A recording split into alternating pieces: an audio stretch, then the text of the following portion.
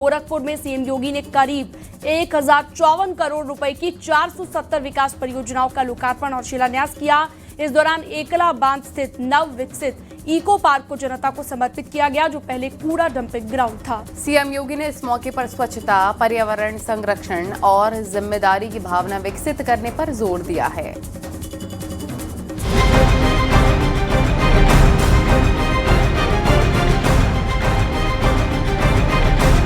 CM योगी ने गोरखपुर को करोड़ों की सौगात दी।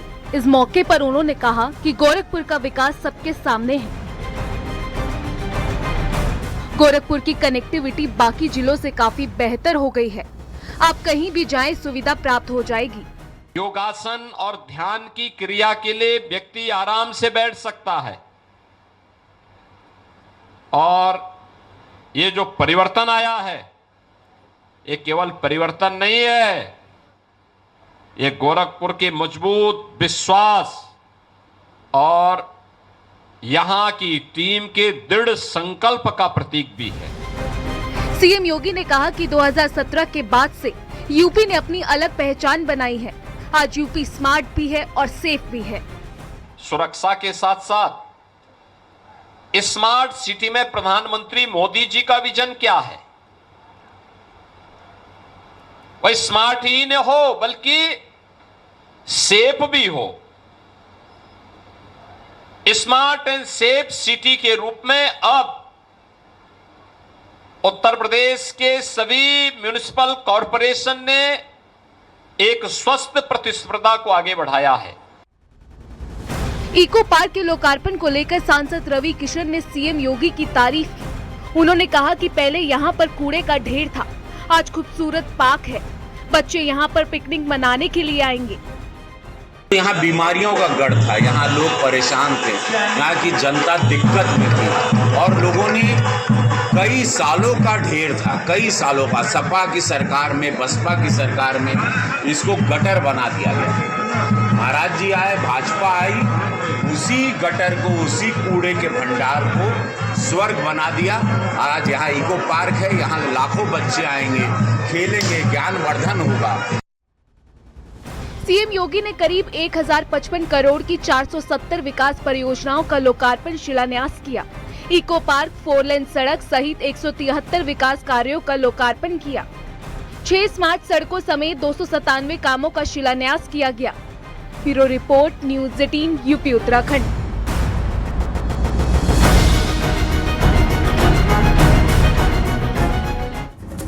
गोरखपुर में गाय को लेकर सीएम योगी ने बहुत बड़ा बयान दिया है। उन्होंने कहा है कि दुनिया के कोई भी देश हो, चाहे वो गाय को माने या ना माने, लेकिन दूध गाय का ही पीता होगा। जो लोग गाय को खाते हैं, क्या वो सुअर का दूध पीते हैं? सीएम योगी ने कहा कि भारत की ऋषि परंपरा ने हमें ज्ञान और करुणा का भाव दिया है, इसलिए नारी गरिमा को, उसकी महत्ता को हर स्तर पर सम्मान देते हुए उसको आगे बढ़ाने का ही काम किया है। इसी से जुड़ी एक रिपोर्ट आपको दिखाते हैं।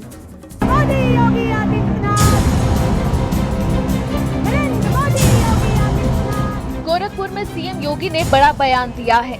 सीएम योगी ने कहा कि दुनिया का कोई भी देश हो, चाहे वो गाय को माने या ना माने, लेकिन दूध गाय का पीता होगा। जो लोग गाय को खाते हैं, क्या वो सुअर का दूध पीते हैं? आप याद करिए ना, दुनिया के अंदर कहीं भी कोई भी देश है, वो गाय को माने या ना माने, लेकिन दूध गाय का ही पीता होगा। पीता होगा ना गाय का दूध। क्या जो लोग गाय को खाते हैं, क्या वे सुअर का दूध पीते हैं क्या? नहीं, दूध तो गाय का ही सब लोग पीते हैं। कोई बच्चा होगा, मां का ही दूध पिएगा ना। सीएम योगी ने कहा कि भारत की ऋषि परंपरा ने उसी रूप में आगे बढ़ाया, इसलिए नारी गरिमा को, उसकी महत्ता को हर स्तर पर सम्मान देते हुए उसको आगे बढ़ाने का काम किया। ये प्रकृति से प्रदत्त उपहार है, देवीय उपहार है। समुद्र मंथन से निकले वे रत्न हैं जो हमें मातृशक्ति के संबोधन के साथ जोड़ता है। और इसीलिए ये भारत की ऋषि परंपरा ने उसको उसी रूप में आगे बढ़ाया और इसलिए नारी गरिमा को, उसकी महत्ता को हर स्तर पर सम्मान देते हुए उसको आगे बढ़ाने का काम किया। सीएम योगी के बयान पर एसपी प्रवक्ता ने पलटवार कर कहा कि संवैधानिक पद पर बैठे शख्स की ऐसी भाषा कैसे हो सकती है।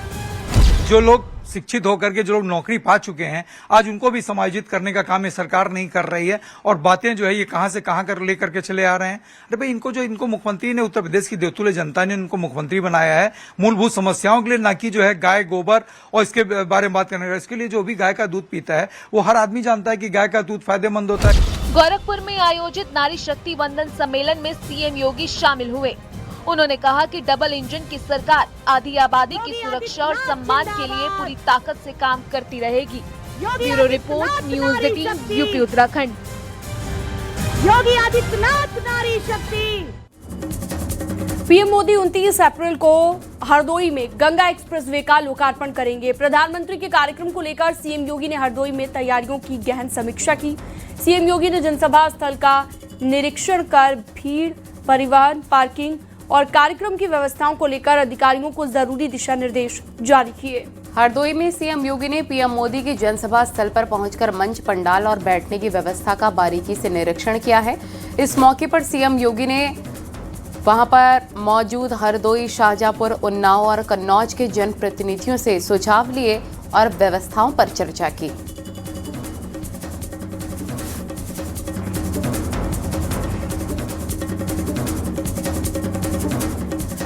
आगे बढ़ते हैं। आज पश्चिम बंगाल और तमिलनाडु में बम्पर वोटिंग हुई है। पश्चिम बंगाल में आज पहले चरण का चुनाव हुआ। 16 जिलों की 152 सीटों पर हुए चुनाव में 91% से ज्यादा मतदान हुआ है। वहीं तमिलनाडु में एक चरण में सभी सीटों पर 84% से ज्यादा वोटिंग हुई है। अब सवाल ये है कि बम्पर वोटिंग से किसे फायदा होगा, बीजेपी को या सत्ताधारी दल टीएमसी और डीएमके को? इसी से जुड़ी एक रिपोर्ट आपको दिखाते हैं।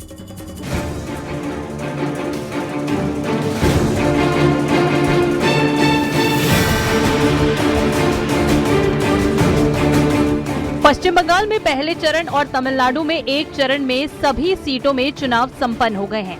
तमिलनाडु में बम्पर वोटिंग हुई तो पश्चिम बंगाल चुनाव में वोटिंग ने पिछले रिकॉर्ड तोड़ दिए हैं। पश्चिम बंगाल में 16 जिलों की 152 सीटों पर 91% से ज्यादा मतदान हुआ। वहीं तमिलनाडु में सभी 234 सीटों पर 84% से ज्यादा वोट डाले गए। बंगाल में रिकॉर्ड तोड़ वोटिंग से बीजेपी गदगद है। बंगाल में वोटिंग के बाद गृह मंत्री अमित शाह ने एक्स पोस्ट कर टीएमसी पर तंज कसा। अमित शाह ने लिखा कि बंगाल में टीएमसी की गुंडागर्दी और टीएमसी के भ्रष्टाचार का सूरज डूब चुका है। तमिलनाडु में तो चुनाव लगभग शांतिपूर्ण रहा, लेकिन बंगाल में कुछ जगह जबरदस्त बवाल हुआ। मुर्शिदाबाद में हुमायूं कबीर और टीएमसी के कार्यकर्ताओं के बीच झड़प हो गई। दोनों तरफ से जमकर पथराव हुआ। हालात पर काबू पाने के लिए पुलिस ने लाठीचार्ज किया। वहीं दक्षिण दिनाजपुर जिले के कुमारगंज सीट पर भी तनाव देखने को मिला। यहां बीजेपी उम्मीदवार अग्निमित्रा पॉल पर हमला हो गया। उनकी गाड़ी के शीशे तोड़ दिए गए, जिसके बाद इलाके में तनाव बढ़ गया।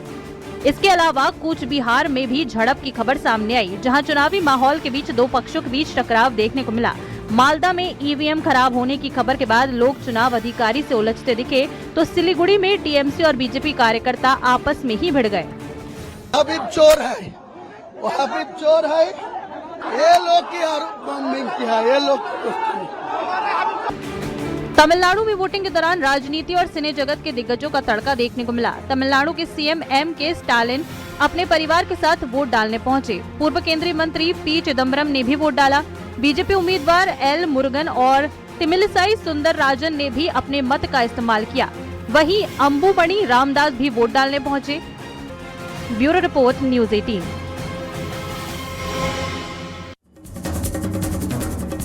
पश्चिम बंगाल में दूसरे चरण के प्रचार के लिए पीएम मोदी ने रैली की और इस दौरान कृष्णा नगर में रैली करते हुए पीएम मोदी ने टीएमसी पर बड़ा हमला बोला। उन्होंने आगे कहा कि पहले भी हमने देखा है कि देश में जहां जहां भारी वोटिंग हुई है वहां पर बीजेपी को प्रचंड जीत मिली। पीएम मोदी ने कहा 4 मई को बंगाल में भी बीजेपी की विजय का जश्न होगा। मिठाई बटेंगी, झालमुड़ी भी बांटी जाएगी। टीएमसी पर तंज कसते हुए पीएम ने कहा कि वैसे मैंने सुना है कि झालमुड़ी ने भी कुछ लोगों को झन्नाटेदार झटका दिया है। झालमुड़ी मैंने खाई, लेकिन झाल टीएमसी को लगी, यानी कि मिर्ची टीएमसी को लगी है। 4 मई को बंगाल में भी बीजेपी की विजय का जश्न होगा।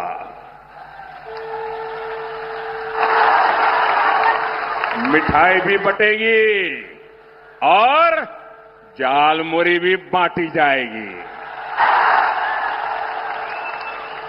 वैसे मैंने सुना है कि जालमुरी ने भी कुछ लोगों को जन्नाटेदार झटका दिया है। जालमुरी मैंने खाई, लेकिन झाल टीएमसी को लगी है।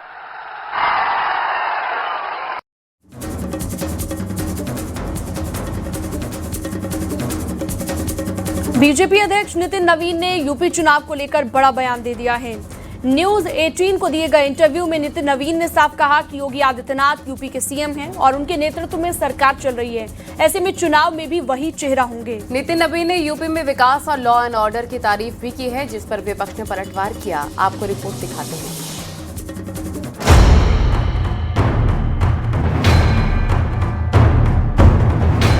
न्यूज 18 से खास बातचीत में यूपी को लेकर बीजेपी के राष्ट्रीय अध्यक्ष नितिन नवीन ने सीएम योगी की तारीफ की। उन्होंने कहा कि पहले जिस यूपी को अपराध और वसूली के लिए जाना जाता था, वही आज यूपी को बेहतर कानून व्यवस्था और एक्सप्रेसवे के लिए जाना जाता है। यूपी में सीएम योगी के नेतृत्व में और उत्तराखंड में सीएम धामी के नेतृत्व में ही 2027 का चुनाव लड़ा जाएगा। एक लॉ एंड ऑर्डर का जो यूएसपी है योगी जी का, वो भी दिख रहा है। तो मैं मानता हूं कि आज उत्तर प्रदेश के कई शहर आज विकसित शहर के रूप में दिख रहे हैं। तो ये सब चीजें हमारे लिए स्पष्ट रूप से हमारे तीसरे सरकार बनाने के लिए, हैट्रिक बनाने के लिए काफी है। तो आने वाले समय में यूपी और उत्तराखंड में चेहरा योगी और धामी ही होंगे। देखिए, हमारे मुख्यमंत्री हैं, उनके नेतृत्व में हम सरकार चलाए तो निश्चित रूप से चेहरे होंगे। डिप्टी सीएम ब्रजेश पाठक का कहना है कि 2017 के बाद से यूपी के हालात बदल चुके हैं। आज यूपी विकास की नई कहानी कह रहा है। प्रदेश के तो हालात 17 से अब तक पूरी तरह से बदल चुके हैं।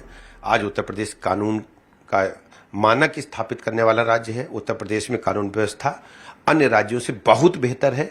जो विपक्ष शासित राज्य हैं, उनकी तुलना उत्तर प्रदेश से आप करेंगे तो पाएंगे कि उत्तर प्रदेश में लॉ एंड ऑर्डर और इंफ्रास्ट्रक्चर और प्रति व्यक्ति आय, आर्थिक मोर्चे, हर क्षेत्र में उत्तर प्रदेश ने अभूतपूर्व प्रगति हासिल की है। वहीं अखिलेश यादव ने पलटवार कर कहा कि बीजेपी के राज में यूपी में जनता परेशान है। बड़े पैमाने पर बीजेपी सरकार में भ्रष्टाचार है। भ्रष्टाचार ही नहीं है, उत्तर प्रदेश को इतना किसी ने नहीं लूटा हुआ जितना बीजेपी ने लूट लिया। बीजेपी अध्यक्ष नितिन नवीन ने कहा कि यूपी में बीजेपी हैट्रिक लगाएगी। नितिन नवीन के यूपी में योगी सरकार के विकास और लॉ एंड ऑर्डर की तारीफ पर विपक्ष का पलटवार भी जारी है। Bureau report, news 18 UP Uttarakhand. UP में 2027 के विधानसभा चुनाव से पहले क्या समाजवादी पार्टी ने पूर्वांचल में ओपी राजभर की काट खोज ली है? ये सवाल इस समय बड़ा सियासी मुद्दा बना हुआ है। एसपी ने सीमा राजभर को महिला सभा का राष्ट्रीय अध्यक्ष चुना है। आखिर ये सियासी समीकरण समाजवादी पार्टी के लिए राजभर समाज के नजरिए से कितना नफा और नुकसान वाला साबित हो सकता है, एक रिपोर्ट के जरिए आपको दिखाते हैं।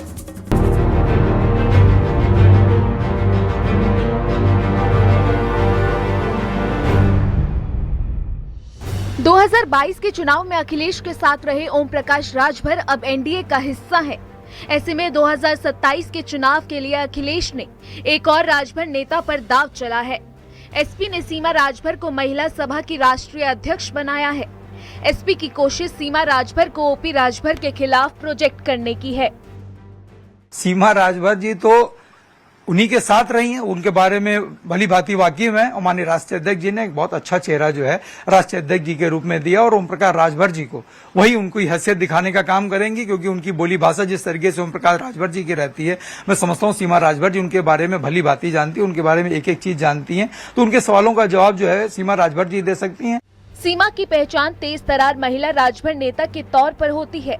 राजनीति के जानकार इसे एसपी का नया दाव मान रहे हैं। पिछड़ी जाति की महिलाओं को मौका दिया है तो वहां पर पीडीए को संदेश देने की कोशिश की है।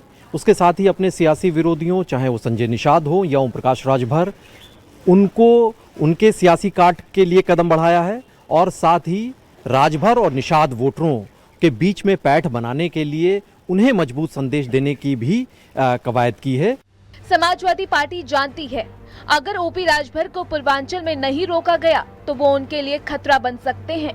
ऐसे में समाजवादी पार्टी मान रही है कि सीमा राजभर का चुनाव करके उसने नया सियासी तुरूप का इक्का चला है। अब देखना ये है कि ये कितना कारगर साबित होता है। नतीजे बताएंगे कि सियासी मजबूती कितना मिली है, लेकिन समाजवादी पार्टी ने महिला सभा की नई राष्ट्रीय अध्यक्ष की घोषणा उन्हीं की समाज से करके पूर्वांचल में चेक और बैलेंस करने की सियासी कोशिश की है। कैमरा पर्सन के साथ अलाउद्दीन, न्यूज़ 18 लखनऊ।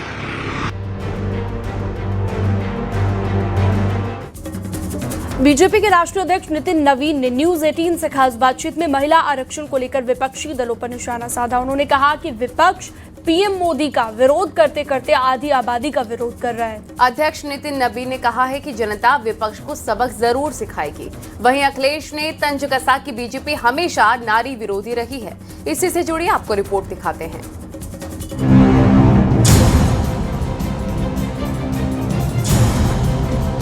बीजेपी के राष्ट्रीय अध्यक्ष नितिन नवीन ने न्यूज 18 से खास बातचीत में महिला आरक्षण को लेकर विपक्षी दलों पर बड़ा हमला बोला। उन्होंने कहा कि विपक्ष पीएम मोदी का विरोध करते करते आधी आबादी का विरोध किया। कहीं न कहीं आज आधी आबादी को अगर हम इतने बड़े लोकसभा में इतने संख्या में, विधानसभा में इतनी संख्या में लाते हैं तो एक सामान्य महिला का लीडरशिप इतनी बड़ी संख्या में जब निकल के आएगा तो निश्चित रूप से निर्णय की भूमिका में महिलाओं की प्राथमिकता नजर आएगी। लेकिन विपक्ष का दुर्भाग्य है कि उन्होंने अच्छी चीजों के लिए भी कभी सकारात्मक सोच नहीं। मोदी का विरोध करते करते वो लोग यहाँ तक पहुँच गए कि देश की आधी आबादी माता बहनों के विरोध में। डिप्टी सीएम ब्रजेश पाठक ने नितिन नवीन के बयान का समर्थन किया है। ब्रजेश पाठक ने कहा कि कांग्रेस और एसपी महिला विरोधी पार्टी है। नितिन नवीन जी ने जो कहा एकदम सही कहा है। विपक्ष शब्दों के और जो भारत की संस्कृति है उससे बहुत नीचे गिर चुका है। कुंडा से विधायक रघुराज प्रताप सिंह उर्फ राजा भैया ने पीएम मोदी और सीएम योगी के बयान को लेकर कहा कि एक रहेंगे तो सेफ रहेंगे, बटेंगे तो कटेंगे। आप कल्पना करिए, प्रधानमंत्री आदरणीय नरेंद्र मोदी जी को कहना पड़ रहा है कि एक रहेंगे तो सेफ रहेंगे। आदरणीय हमारे मुख्यमंत्री जी गोरखनाथ पीठाधीश्वर योगी आदित्यनाथ जी एक नहीं अनेक अवसर पे उन्होंने कहा है कि बटोगे तो कटोगे। वहीं अखिलेश यादव ने सीएम योगी को निशाना साधा और उन्हें नारी विरोधी बताया। अखिलेश ने कहा कि बीजेपी महिलाओं के खिलाफ है। मुख्यमंत्री जी खुद ही नारी विरोधी हैं। बीजेपी 100% महिलाओं के खिलाफ है। आज सबसे ज्यादा असुरक्षित महिलाएं अगर कहीं है तो उत्तर प्रदेश में है। उन्हें संरक्षण की जरूरत है आरक्षण के साथ साथ। बीजेपी अध्यक्ष नितिन नवीन ने महिला आरक्षण से जुड़े संशोधन विधेयक के गिरने पर जहां एसपी कांग्रेस पर निशाना साधा है, वहीं विपक्ष का पलटवार भी जारी है। Bureau report, news 18, Uttar Pradesh, Uttarakhand. रामनगरी अयोध्या में दूर दराज से आने वाले श्रद्धालुओं के लिए अब इंतजार और आरामदायक हो गया है। राम मंदिर ट्रस्ट ने श्रद्धालुओं की सुविधा के लिए अत्याधुनिक वेटिंग हॉल तैयार किए हैं। इसी से जुड़ी रिपोर्ट आपको दिखाते हैं। अयोध्या में राम मंदिर ट्रस्ट की ओर से बनाए गए ये हाईटेक वेटिंग हॉल हर लिहाज से खास हैं। विशाल सेंट्रल हॉल जहां गर्मी से राहत के लिए बड़े बड़े पंखे और कूलर लगाए गए हैं ताकि दर्शन से पहले श्रद्धालुओं को किसी तरह की परेशानी ना हो। जहां पेयजल और प्रसाधन की पूरी व्यवस्था है जिससे दूर दराज से आए श्रद्धालुओं को मूलभूत सुविधाएं आसानी से मिल सकें। राम मंदिर के प्रवेश द्वार से लेकर सामान जमा करने वाले क्षेत्र तक करीब 4 हाईटेक वेटिंग हॉल बनाए गए हैं जो बड़ी संख्या में आने वाले श्रद्धालुओं को व्यवस्थित तरीके से संभालने में सक्षम है। भीषण गर्मी में उनको गर्मी से निजात मिले, इसको लेकर हाईटेक यात्री सुविधा केंद्र बनाया गया है जो पूरा सेंट्रल एसी हॉल है। इसके साथ ही कुर्सियां लगी हैं, विशालकाय पंखे लगे हैं। सभी जो है राम भक्तों की सुख सुविधाओं पर ध्यान दे रहे हैं क्योंकि आने वाले जो भक्त हैं वो एक अच्छा संदेश लेकर जाएं, इसका प्रयास ट्रस्ट की ओर से किया जा रहा है। इसी तरह जो है एक हॉल बनाया गया है जो पीएफसी में है। इन वेटिंग हॉल्स की दीवारों पर सजी भगवान राम के जीवन प्रसंगों की खूबसूरत झलक, मधुबनी शैली की आकर्षक पेंटिंग्स न सिर्फ मन मोह लेती हैं बल्कि श्रद्धालुओं को एक अलग आध्यात्मिक अनुभव कराती हैं। श्रद्धालु व्यवस्थाओं से बेहद संतुष्ट नजर आ रहे हैं। राम मंदिर ट्रस्ट के इस प्रयास की खुलकर तारीफ कर रहे हैं। ली जाने वाली यात्रियों की सारी सुविधाएं बहुत ही सुंदर हैं। हर जगह पेयजल की व्यवस्था है, थकने पर बैठने की व्यवस्था है, वापसी आते समय क्या नाम है एसी विश्राम गृह है, वहाँ बैठने की व्यवस्था है। अयोध्या में श्रद्धालुओं की सुविधाएं लगातार बढ़ रही हैं। अब राम भक्तों के लिए इंतजार भी सुकून भरा हो गया है। अयोध्या से निमिष गोस्वामी के साथ bureau report, news 18, UP Uttar Pradesh.